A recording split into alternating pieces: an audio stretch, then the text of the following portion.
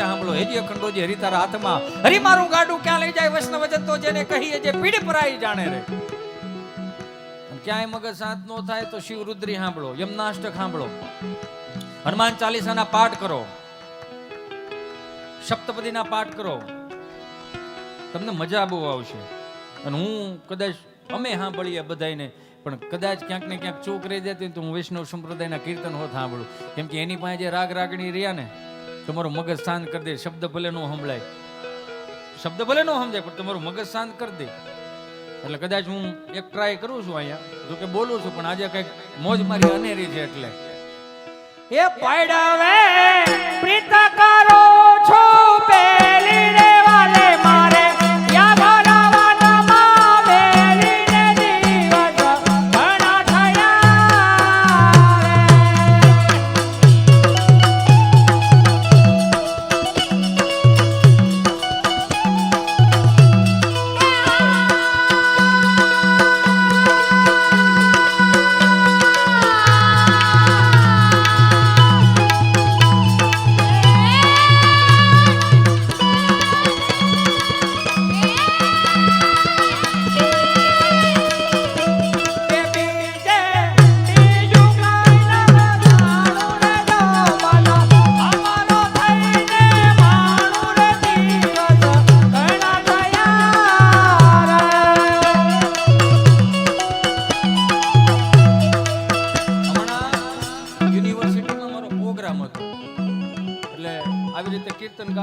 નવી પેઢીને ખબર પડે ને કે આવું કોક બોલે. કેમ કે આ 100 વર્ષ પછી આપણે કોઈ નહીં હોય અહીંયા, 100 વર્ષ પછી આપણે કોઈ નહીં હોય. હશે હું આપણી વાતો આજે જે બોલીએ છીએ, આપણે આજે વાવીએ છીએ, 25 વર્ષ પછી 100 વર્ષ પછી હશે.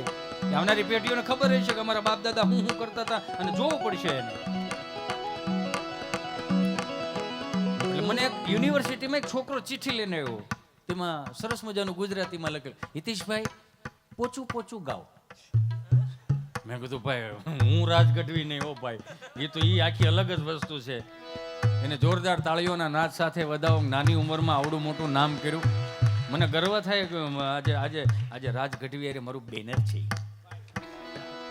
ભાવ છે ભાઈ. મને કે પોચું પોચું, પણ એને એમ કે હિતે સંટાળો બળે સડી ગયો. બળે નો ચડે, આ નાદ કહેવાય. એ હા ભળે જ.